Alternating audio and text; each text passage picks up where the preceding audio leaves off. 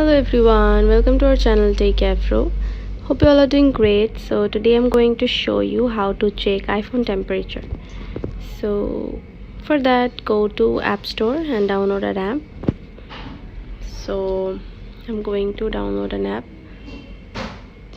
On the search bar, type battery and charger test and then tap search. From here, on the second app, you have to download it and install it on your iPhone.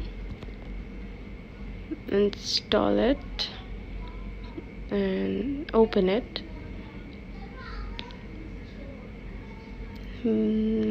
Okay, so wait a minute.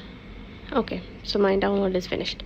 So open this app, and from here you have to plug your charger pin, and if you have to tap OK, and then you will get your iPhone temperature like this. So my charger level is 68 and my temperature is 27 degrees Celsius. So yeah, thanks for watching. Hope this video helps you.